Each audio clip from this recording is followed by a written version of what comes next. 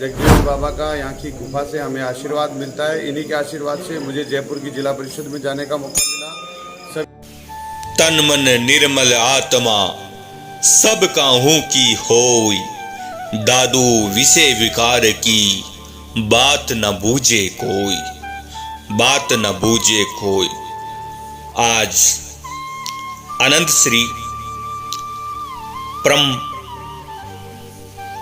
परमेश्वर श्री दादू दयाल जी महाराज के शिष्य पंडित जगजीवन जी महाराज की उस पावन धरा पर हम आपको लेकर आए हैं।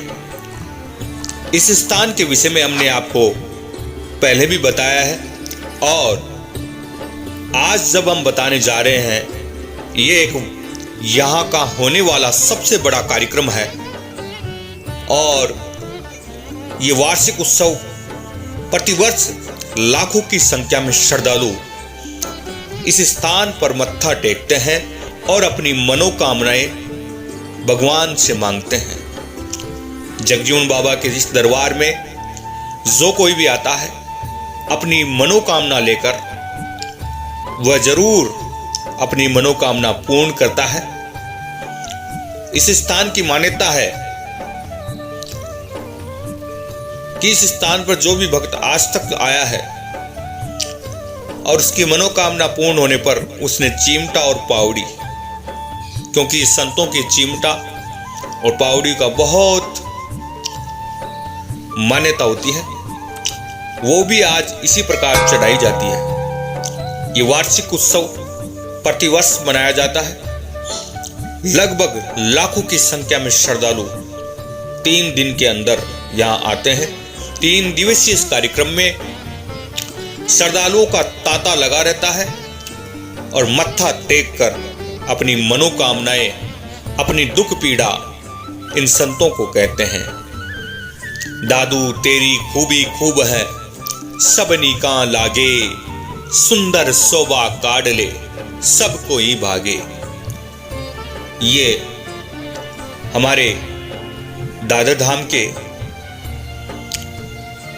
ब्रह्मलीन संत श्री फलहारी बाबा जयरामदास जी महाराज के चरण स्थल है। अद्भुत आपको दिखाई दे रहे हैं। वास्तव में ये महान संत, ऐसे संतों में रहने का सानिध्य हमको भी प्राप्त हुआ है। इस छत्र की भव्यता जो सफेद संगमरमर है और यहाँ के कार्यकर्ताओं द्वारा इस मंदिर को भव्यता के साथ सजाया गया है। सफेद संगमरमर पर जिस प्रकार से रंग बिरंगी ये सतरंगी रेशनियां दिखाई दे रही है, इस छत्र की खूबसूरती को और अधिक बढ़ाती जा रही है। यहाँ सभी श्रद्धालु अपना मनोकामना बाबा के श्री चरणों में करते हैं और प्रसाद चढ़ाकर बाबा के दर्शन करते हुए भक्त श्री फलहारी बाबा जयरामदास जी महाराज, ये इस पहाड़ी क्षेत्र पर यह स्थान है और रात्रि कालीन का यह दृश्य है। चंद्रमा की अलौकिक दृश्य के सामने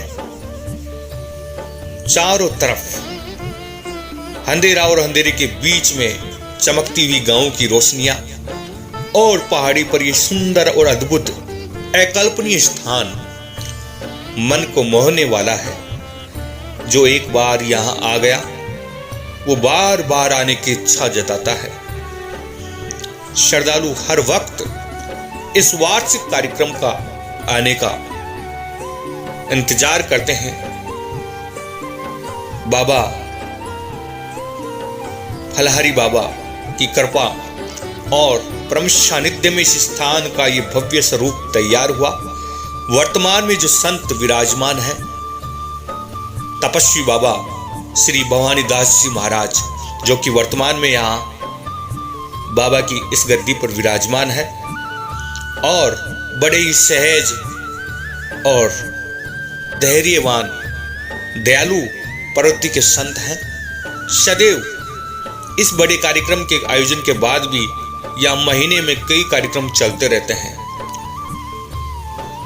ये देखिए इस मंदिर की भव्यता को किस प्रकार से सजाया गया है। चारों तरफ सतरंगी रोशनियों में रंग दिया गया है। यह मंदिर का प्रांगण है और इस प्रांगण की खूबसूरती आपको दिखाई दे रही होगी। इस रोशनी में और चार चांद लग गए। हम आपको इस मंदिर के अंदर लेकर चलते हैं। इस मंदिर की भव्यता ये परम सतगुरु श्री दादू दयाल जी महाराज साक्षात विराजमान है मूर्त। ऐसा लगता है कि गुरुदेव की ये मूर्त कुछ कहना चाहती है। 52 शिष्यों की ये तस्वीर भी लगी हुई है। ऐसा संत शिरोमणि दादू दयाल जी महाराज और पंडित जगजीवन जी महाराज आपको दिखाई दे रहे हैं, विराजमान है। और इसी की दूसरी तरफ सुंदरदास जी महाराज विराजमान है। ये जहां फलहारी बाबा श्री जयरामदास जी महाराज विराजमान रहते थे, आज भी जैसा था वैसा का वैसा ही इस स्थान को रखा गया है। और लोग उसी श्रद्धा के भाव से आते हैं और यहाँ दर्शन करके अपने आप को धन्य और कृतार्थ समझते हैं। हम अब आपको उस गुफा की ओर लेकर चलते हैं जिसके पीछे ये सबसे बड़ा दरबार का भव्य स्वरूप तैयार हुआ है। ये पंडित जगजीवन जी महाराज की वो तपस्या स्थल है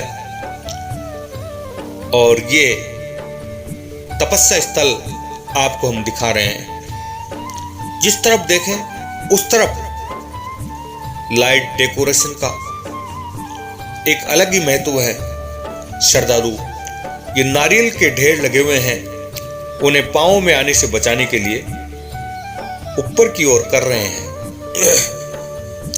यही तो संतों का महत्व है। यहां सब कोई अपने मन से, तन से, धन से सेवा भाव समर्पित करता है, क्योंकि ये स्थान आप सबके सानिध्य में ही चलते हैं। संत ये कलश यात्रा यहां आती है, उसी की तैयारी प्रतिवर्ष रहती है। अब हम उस पावन धरा के हम आपको दर्शन करवाने जा रहे हैं, जिस धरा पे जगजीवन जी महाराज तपस्या करते थे। आज भी ये स्थान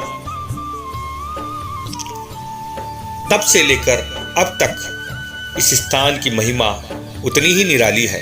ये ज्योति बाबा की ये उस गुफा में तपस्या में लगातार जलती रहती है निरंतर, क्योंकि प्रतिवर्ष आसपास में यहाँ चाहे शादियां हो या फिर पशुओं को किसी भी प्रकार की कुछ समस्या हो, तो बाबा के दरबार में चुटकियों में उसका समाधान हो जाता है। ऐसे ही महान संत की इस धरा पर ये वो स्थान, वो गुफा है जिसे दादर गुफा के नाम से जाना जाता है। और ये अग्नि प्रचलित हो रही है बाबा के इस दरबार में। ये कमंडल है, एक चिमटा है, एक पावड़ी है। बाबा के दरबार में पंगत प्रसादी का आयोजन हो रहा है। दाल राम, पूरी राम, सब्जी राम, लड्डू राम। और यहाँ के श्रद्धालु भक्त लगातार अपनी सेवाएं निरंतर 2-3 दिन से दे रहे हैं। ऐसा ही है क्योंकि ये स्थान सभी के सहयोग से चलते हैं और सभी का भाव होता है। किस प्रकार से शांत वातावरण, धैर्य के साथ श्रद्धालु अपनी सेवाएं दे रहे हैं और इस महाप्रसादी को ग्रहण कर रहे हैं। ऐसे ही संतों की शरण में हम सबको, क्योंकि दादू जी महाराज ने तो कहा है कि आपा मेटे हरि भजे, तन मन तजे विकार, निर्वेरी सब जीव सु, दादू यो मत सार, दादू यो मत सार। हम फिर मिलेंगे आपको एक नए वीडियो के साथ, और आपको ये वीडियो अच्छा लगे तो अपने सुझाव और हमें कौन से स्थान के और वीडियो बनाने चाहिए इसके विषय में भी आप अपने सुझाव कमेंट बॉक्स में डाल सकते हैं। शेयर कीजिए, लाइक कीजिए, सब्सक्राइब कीजिए। तब तक के लिए नमस्कार। दादू राम सत्यराम जी। श्री मोहन जी डागर साहब पहुंच चुके हैं और ये इन्हीं का गृह क्षेत्र भी है, दादर धाम की पावन धरा पर। डागर साहब से जानते हैं इस स्थान के विषय में।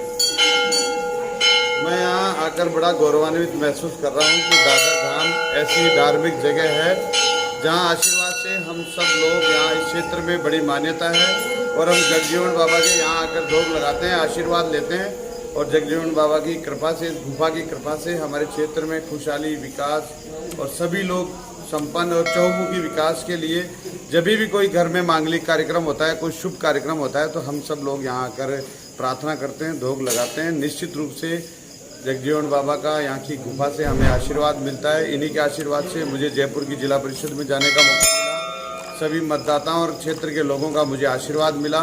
आगे भी हम यहाँ के चहुमुखी विकास के लिए मिलकर काम करेंगे और जयपुर की जिला परिषद में पूरे क्षेत्र के विकास के लिए, सर्वांगीण विकास के लिए गांव, गरीब और पूरी ढाणी तक हम लोग डेवलपमेंट को पहुँचाएंगे। धन्यवाद। जय हिंद। राम राम साहब। धन्यवाद।